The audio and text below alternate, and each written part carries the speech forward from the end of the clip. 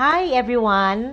Again, this is Dr. Grace Carol Beltran, your dermatologist, dermatologic surgeon, obesity expert, and genetologist. Ang topic po natin ngayon ay medyo interesting kasi ito ay tungkol sa mga sakit na nagmamanifest o makikita natin sa mga kuko natin. In 50% of cases ng mga diferensya sa ating kuko ay secondary to infection. Like for example, bacterial infection, fungal infection, and pwede ring viral infection.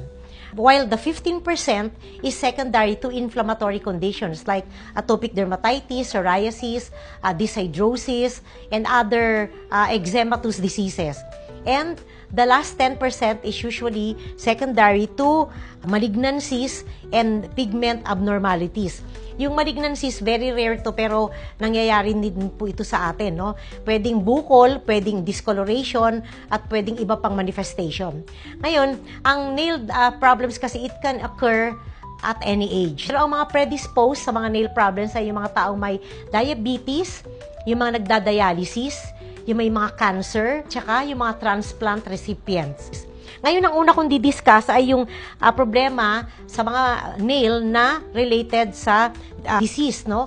O ang mga problema sa nail na related sa loob ng katawan ay pwedeng tinatawag na clubbing or nail clubbing. Yung nail clubbing, lumalaki yung daliri lumalaki, umuumbok, tapos tumataba. So, meron ditong test, no? Yung Shamroth sign. Kapag pinagdikit mo yung nail, ganyan, pinagdikit mo yung nail, kapag ikaw ay may clubbing, may space in the middle. Pero pag wala kang clubbing, diretso siya, nagdidikit yung kuko. So, ito yung positive for Shamroth sign, ito yung negative for Shamroth sign. At pag ikaw ay may clubbing, ang ibig sabihin lang dito ay ikaw ay may lung disease, cardiovascular disease, okay, GIT problems, hypoxemia or diminished oxygen inhalation, and then you can also have idiopathic causes of clubbing. Ngayon, ang isa pa, yung tinatawag nating doikilonychia. Kung titingnan mo yung kanyang daliri, ito ay mahaba at slender, kaya parang slim na female-like nails and finger. If you know, parang horror movie na Slender Man, sila yung mahaba yung limbs, mahaba yung katawan, mahaba yung arms, at saka yung legs, at saka yung hita, no? Yan ang tinatawag na Slender Man. Meron din tayong parang Slender Man nakapalit sa kuko, dolichonychia ang tawag doon sa slender nails. Nangyayari ito kapag ikaw ay mayroong problema sa lymphatic system mo, no? Kung saan dapat ay dumadaloy ng maigi yung lymph liquid para to eliminate waste. Tapos nakikita mo rin ito sa chronic lung disease, yung mga tao na may chronic cough and pleural effusion, so mga problema sa baga. Onychoschiscia. Ang onychoschiscia, nagkakaroon ka ng split dun sa distal nail mo, dun sa pinaka free edge ng nail, yung dulong-dulo ng nail. Makikita mo ito sa mga taong trauma sa nail, or injury, iron deficiency anemia, thyroid diseases, Sjogren syndrome, at saka yung mga mahilig gumamit ng mga alkali acids or solvents, no? We also have this one. This one is quite rare, wherein you have a triangular lunula plus nail dystrophy. Ito ay nakikita sa mga taong may nephrotic syndrome at saka yung nail patella syndrome, which is a congenital disease. At meron din tayong tinatawag na Racket nail syndrome. Ang Racket nail syndrome ay makikita mo ito kapag yung nail plate ay flat, tapos yung end ng thumb ay mas malapad, no? Makikita mo lang ito sa mga taong may hyperthyroidism, thyroid problem, yung may mga tao na nakakaroon ng repetitive trauma, and then also poorly fitting footwear. Sa paa naman, makikita mo rin yung Racket nail syndrome kapag masyadong masikip yung sapatos o kaya laging tumatama yung kanilang kuko dun sa sapatos, laging tinatamaan, so repetitive trauma. And then we also have Lindsay nail. Ang Lindsay nail, makikita mo, ito yung tinatawag na half and half nail. Kasi yung other half is brown or pink, and then the tip area, yung malapit sa proximal nail fold o sa cuticle ay puting-puti. Makikita natin ito sa mga taong may kidney disease, yung mga may Crohn's disease, yung mga intestinal problem, then pellagra, yung nutritional deficiency. Ayan. And then we also have Terry's nail. Yung Terry's nail, mapapansin po natin na yung tip, yung dulong-dulo ay brown at yung dito ay puting-puti hanggang sa wala na yung lunula. Okay? Yung dome shape na bilog dyan nawawala kasi puting-puti na to at saka yung tip naman ay brownish, no? Makikita po natin to sa mga taong may cardiac failure, pulmonary tuberculosis, diabetes mellitus, rheumatoid arthritis, viral hepatitis, metastatic carcinoma, and renal failure. We also have mist lines. Yung mist lines, yung makikita mo yung horizontal line na kulay puti. Kapag ito ay isa lang, mist lines yun.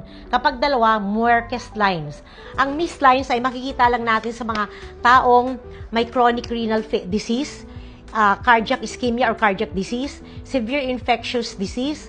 Yung dalawang guhit naman na kulay puti, nakikita natin sa kidney disease at saka liver's disease.